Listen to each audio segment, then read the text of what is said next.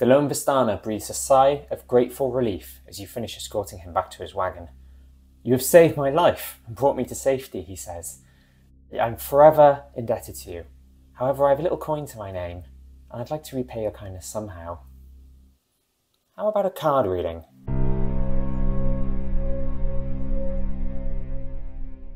Greetings, fellow Mist Wanderers. My name is Steve Morgan, and this is my first video for a channel I'm launching called DM of the Mists, covering all things Curse of Strahd and Ravenloft. I wanted to start this channel for a while now, but life kind of got in the way, you know how it is. But when I launched my first DM's Guild resource, I thought releasing a video that gave a demo would be a really good idea. I'm new to all this YouTube stuff, so forgive me for having quite a plain background.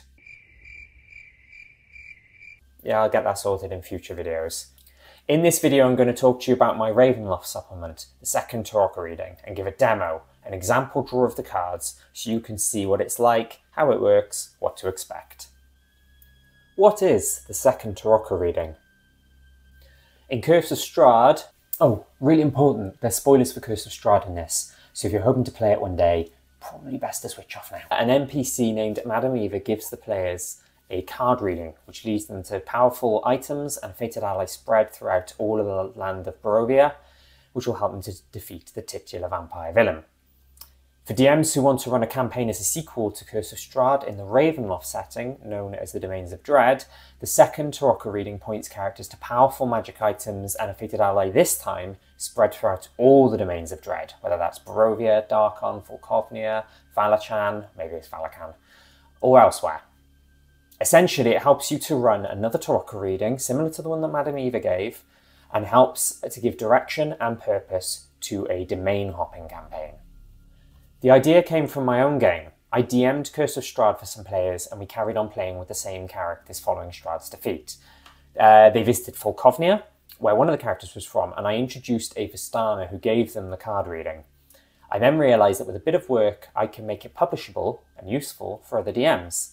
When I ran it, I came up with a clue for each of the 54 cards. In this supplement, I took it further and have come up with 3 clues per card. That's a total of 162 clues.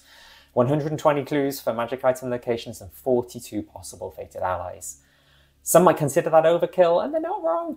But I did this to allow variety and to avoid repetition, because if you're doing it random, getting Darkon 3 times for the magic item locations would be like getting Castle Ravenloft 3 times if you did drawing Curse of Strahd, and that's not good.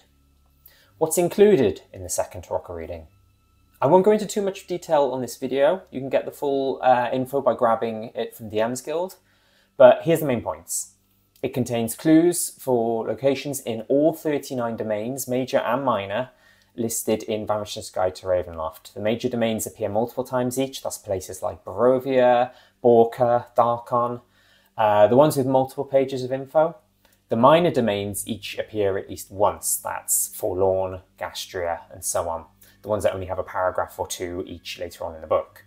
The only exception is the Sea of Sorrows, where I included each island at least once. So for example, out of the 120 location clues, Darkon appears a total of 8 times out of 40 cards, while let's say Naranjan only appears twice. Of course, you're only likely to say just 3 clues to your players, so what I'm getting at here is that Darkon has a much higher chance of being drawn than Naranjan. In other words, major domains have a much higher chance of being drawn than minor domains. This supplement also contains a hook and even an optional pre-hook for helping you to set up the reading in your campaign. It gives you a few suggestions of magic items that would suit your party depending on their classes. And it gives further stat block suggestions and ideas for some of the allies, drawing from older Ravenloft novels and lore. For example, Van Richten's Guide tells us that Laurie Weathermay Foxgrove has a magic sword, but it doesn't say anything about Gondogul having one. But who did in the old lore. Gondogul is mentioned briefly in the Volkovnia section, by the way. Anyway, I've done enough rambling. Let me show you how it works. Okay, so now we move on to the actual demo part of the video. You'll see I've got a few things here. So I've already split the Tarokka deck into 2 parts. These are all the high deck cards. Sorry, low deck cards, not high deck cards. So things like Diviner, Enchanter, Mercenary. And these are all the high deck cards. Donjon, Beast, Horseman, for example. I've got some paperwork as well, so this is just the things to read out to the players. This is all of the clues here. And these 3 pieces of paper you can see just out of shot are the cheat sheets from the appendix, which lay out all the clues for each card. So you can go kind of handy at a glance and see the page number where the information lives. So let's shuffle some cards. And I wanted to do this random. I thought it'd be a wasted opportunity and a shame if I just had the cards laid out ready, and you might think, oh, he's just chosen cool clues, hasn't he? So nope, I'm going to do it random, as intended. And shuffle these cards as well. And then let's move these over here. And then you lay them out like so. 1, 2, 3. That's the low deck cards. You shuffle them again. 4, 5. So there you go. There's the 5 cards. And so these 3 cards are for location items for different characters. So this first card you would read, this card will lead the way to a treasure for character name, a item, but obviously you would swap the details. So for example, this will lead the way to a treasure for Bob the Wizard, a staff of the Magi. Philanthropist. Philanthropist is a coins card, so that's this cheat sheet, and you will see here that the options are Dementlieu, if I can even say it, Tempest, or it's with Mother Luba. I actually ran Dementlieu in my campaign. Oh, and it also says it's page 17. So let's get page 17. That's this page. I ran Dementlieu in my campaign, so I'm going to go with this clue. I see 3, let me move this a bit closer over here. I see 3 crooked houses on the northern edge of a large city. These 3 denizens are incredibly helpful and charitable folk. One of them has what you seek.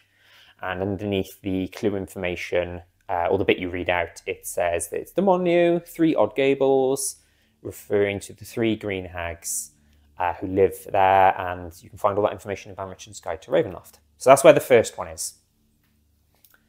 Then we go back to our cards.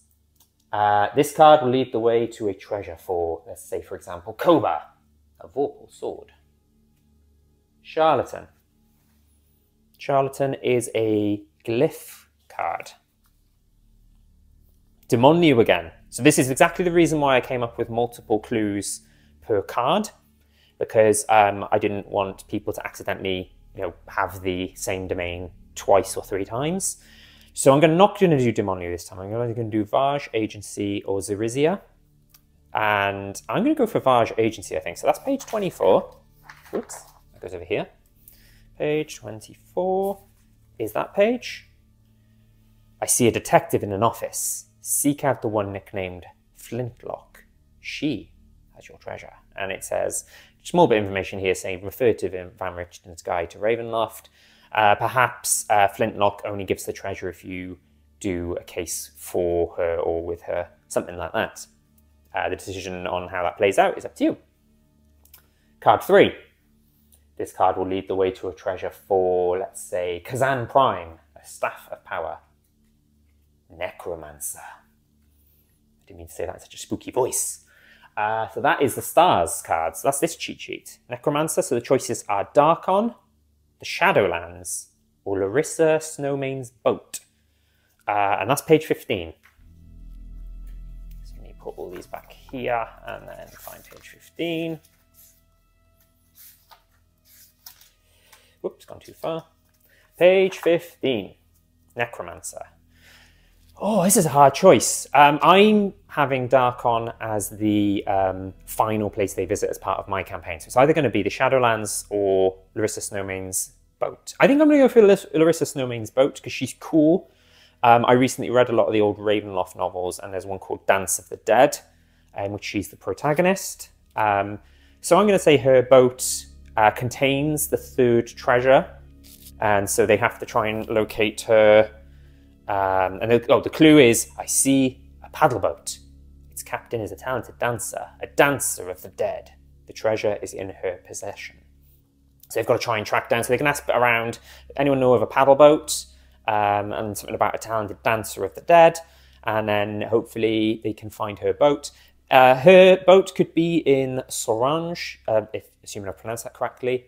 Or you could have it in Darkon. or the Sea of Sorrows, or anywhere else really. I think it's one of those you can kind of put wherever you want. So that is the 3 locations. What do we have in the end? I think we had Dementlieu. What do we have for Charlatan again? Vhage Agency and Larissa Snowmane's boat, wherever you decide to put that. So those 3 locations are definitely going to appear in your domain hopping campaign. But there's also a fated ally, which is this card. This card sheds light on one who will follow you and fight evil with you as you traverse the domains of dread.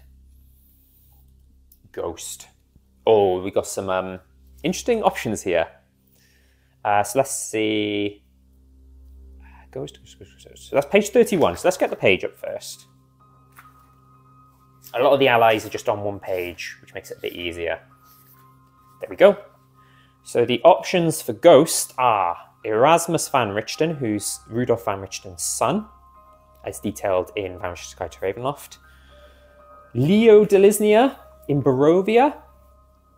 This is quite a complicated one, so I might skip this one, but feel free if you draw this card to have a read.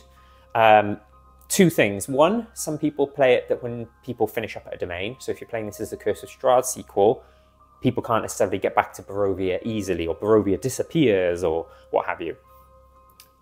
Also, Leo Delisnia in Curse of Strahd is just a pile of bones in a like an iron chest, I believe, or a lead chest in Watch the House in Vallaki. But I suggested you could play it true to the events of the Strahd novel, where he's actually sealed in like a crypt underneath the Watch the House estate. So long as like you're able to tweak it without ruining sort of the canon of your campaign, you could do that.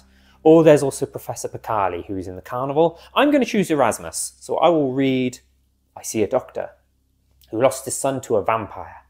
Little does he know that his son is still with him in spirit. The son, not the doctor, is your ally.